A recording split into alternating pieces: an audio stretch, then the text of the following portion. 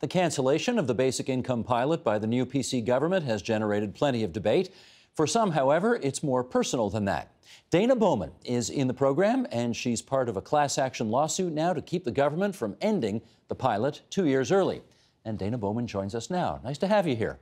Thank you. Thank you for agreeing to talk about this. Where are you from, Dana? I'm from Lindsay, Ontario. Okay, just a couple of hours east of here. Yes. Why'd you sign up for the basic income pilot to start with? Well, I'm a recipient of ODSP. That's disability supports. Yep. Ontario Disability Support Pension, or payments is what I call it. And it just seemed like a way to have healthy food and have some dignity about me, and especially coming with some lived experience for regards to the data that we were looking for. Why were you on ODSP to begin with? Well, I also, being on ODSP, I have a mental disability as well as fibromyalgia and osteoarthritis. Okay. How's it changed your life? Well, I discovered, unfortunately, that I was allergic to deer flies. So if I hadn't had the pilot, I would not have been able to go out and purchase things like Benadryl, a topographical as well as a medication to take, and some Band-Aids. And I'm also very sun sensitive. I need sunscreens that were actually out of my reach. So something that's day-to-day living, maybe for some others, was actually, it floored me that I could do all of that at one moment. So it made a difference to you financially, to be sure. Absolutely, absolutely. And just so people have an understanding, was it about $18,000 a year that you got? Monthly, I received $1,900. I see, okay. $1,900 a month. Yes. Okay. You mentioned the medication. How about other aspects of life? Paying rent, food, I don't know. How much easier did it make it? Well, I'm fortunate enough that I have subsidized housing. I do have social housing, and so I have affordable rent. Okay.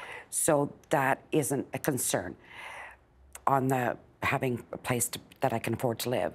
The food aspect was huge because I'd gone to a food bank prior to this, and you're only allowed so much as a single person, and you can't come back after 30 days. So what you're given is it. So it's hard to go and ask for help. It's a lot of pride, and there's a lot of dignity in that. So you go in and ask for the help. They do everything they can to help you. But I received pickled lemongrass. I still don't know what to do with that. It was a jar of pickled lemongrass and a tin of palm hearts. I still don't know what to do with that either. So it was something that's what was given to me, and that now meant that's what I'm supposed to survive off of for that duration before I could get any more help. I can't hand it back because it's your food allotment. So with being on basic income, you could buy your own food? Oh, yes, absolutely. I didn't have to shop at day-olds. I didn't have to do anything. I could shop. I like to eat as fresh as possible. Well, it was much more enjoyable, absolutely, to buy fresh, then I'm not wasting food either. So in portions and locally as well. How did you get the news that the new government intended to cancel the program? Well, I actually got a personal message, and I just was gutted. It took me a little while to actually digest that information. It took me a little bit. I was just, felt like a rug was pulled out from under me. So what'd you do? I honestly I think I'm still in shock over it, to be perfectly honest with you. I'm still in shock about that. So just listened and started to see the same look on other people's face, that shock, that bewilderment, that that down again. Because I seen people uplifted. I felt uplifted as well. So I could actually see, I was worried, anxiety. I haven't had anxiety medication in a long, long time. I called for my anxiety medication from my family doctor. So my anxiety levels just went right away. It's something I've managed very well. It's not something I want to go back to, but it was beyond my control, I felt at that time. Dana, you've heard what the Premier and the new government have had to say, though. Yes. They have said that if this program, at the end of it, were rolled out across the province, it would cost a fortune and that the government would not be able to afford it. What do you think of that explanation? It's difficult because I keep hearing them say it's unaffordable in this regards. And at the same time, it's like the information I feel that I'm hearing is this needs to come from lived experience.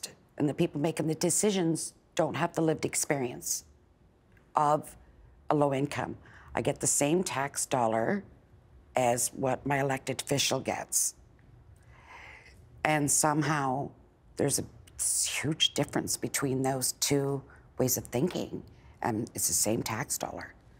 But their view is that in order to do right by you the way you see it, they're going to do wrong by a whole bunch of other people who pay higher taxes. Yes, I know. And they obviously don't like that trade-off. No. What do we do about that?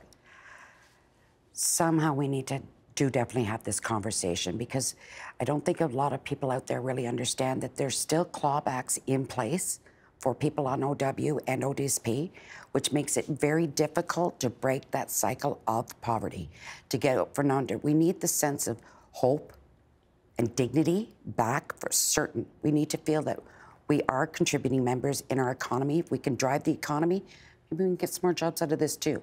I would like to see trades and job skills come back, absolutely.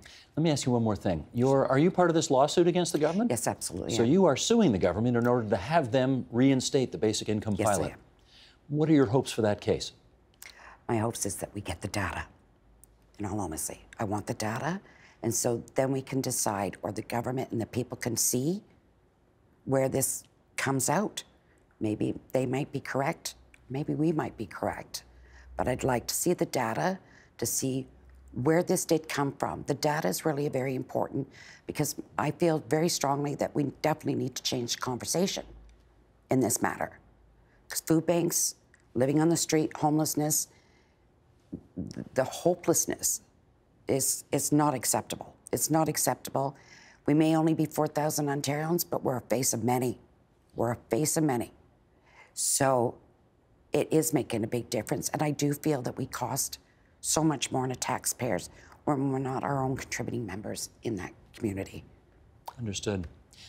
Dana, I hope you didn't mind us invading your privacy in this way. Absolutely not, absolutely not. Because we're really grateful you could spare some time for us here tonight and share your views. Well, thank you so very much for your time, too. Thank you. Absolutely. Thank you.